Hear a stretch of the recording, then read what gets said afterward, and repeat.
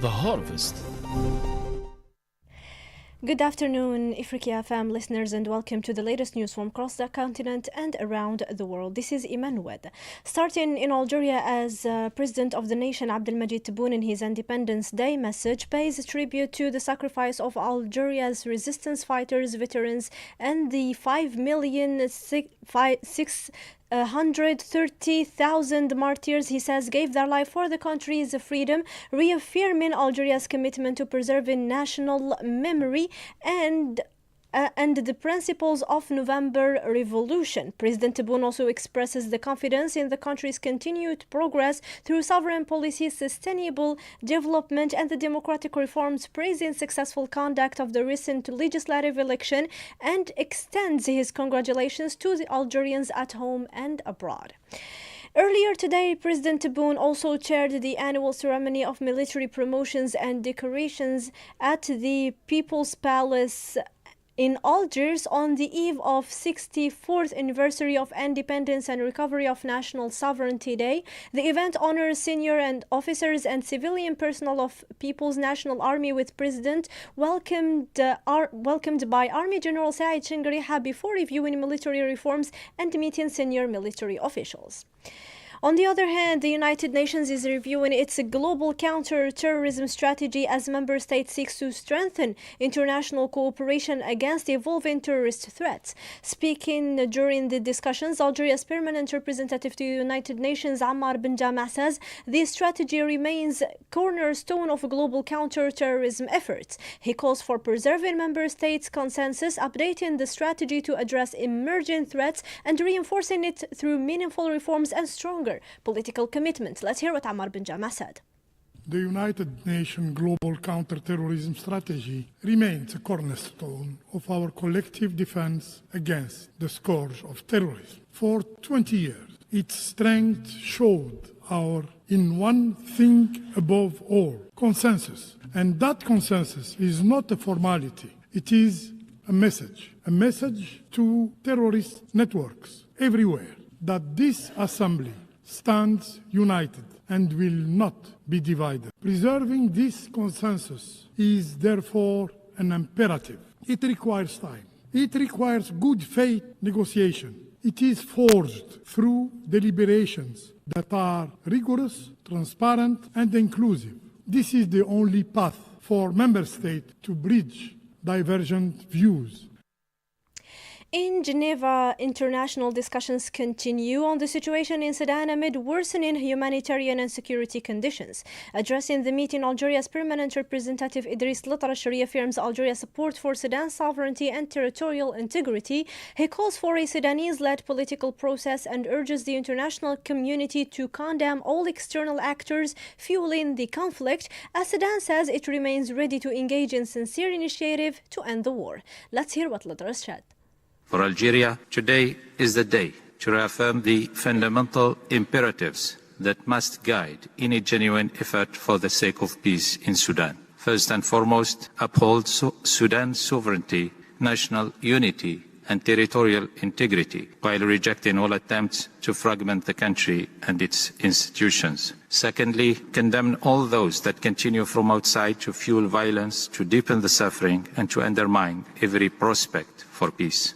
Thirdly and lastly, work towards a Sudanese-led and Sudanese-owned political process that brings together all sons and daughters of Sudan to chart their own future through dialogue, unity, and reconciliation. Now shifting to the security front in Nigeria, as the police in Edo State arrest dozens of suspected kidnappers and other violent criminals during operations carried out in June. The crackdown comes as security experts call for stronger intelligence capabilities following the partial withdrawal of United States troops from the country. Authorities say the security operations remain underway to improve public safety. To delve more into this, Lynn joins us in the studio. Hello, Lynn. Hello, Imene. Lynn, can you walk us through the reports from experts, from analysts in the field? So what are like their intake on this? Well, Iman, some security analysts say Nigeria must strengthen intelligence gathering despite the recent reduction of United States troop presence. They argue that improved surveillance, interagency cooperation, and modern technology remain essential to counter terrorism effectively.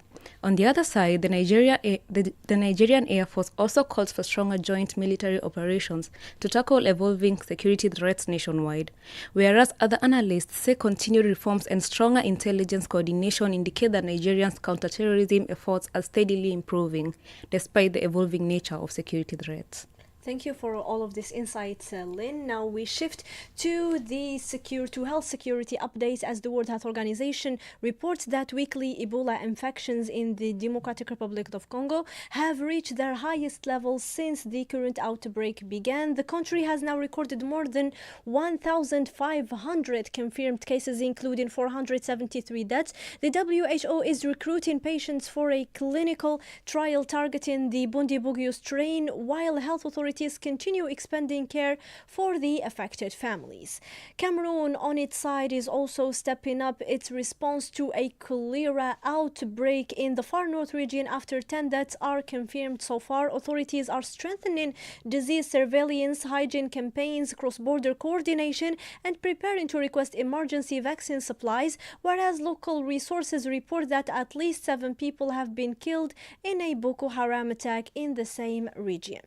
ECOWAS, on its side, is reviewing progress on aviation fee reforms aimed at reducing the cost of air travel across West Africa. Officials meeting in Lomé acknowledge uneven implementation despite a regional agreement to lower passenger and security charges.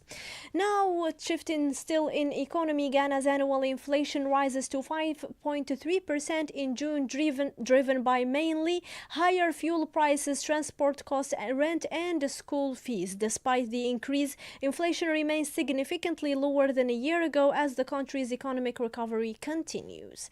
Environmental activists in Kenya launch a fresh legal challenge against plans to build a luxury hotel inside the Masai Mara National Reserve. They argue that the project threatens one of Africa's most important wildlife migration corridors and violates environmental protection laws. Now shifting to cultural topics, as traditional medicine continues to play an important role alongside modern healthcare across Africa, with millions relying on indigenous knowledge and herbal remedies passed down through generations. Despite advances in conventional medicine, many communities continue to value traditional healers for their cultural significance, accessibility, and holistic approach to well-being. In this report, our columnist Starlight Hawar-Miridza shares or explores how traditional healing practices remain relevant in many communities in our continent today. Let's hear it.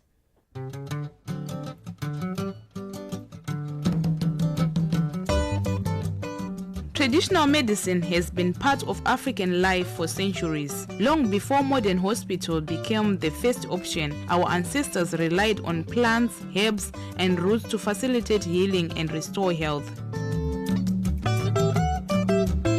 This knowledge was passed down through generations, often through word of mouth, and was trusted by communities across the continent. During the health crisis, people turned to these remedies, boiling leaves for steam, inhalation, and preparing herbal teas, believing in their ability to support the body and strengthen the immunity.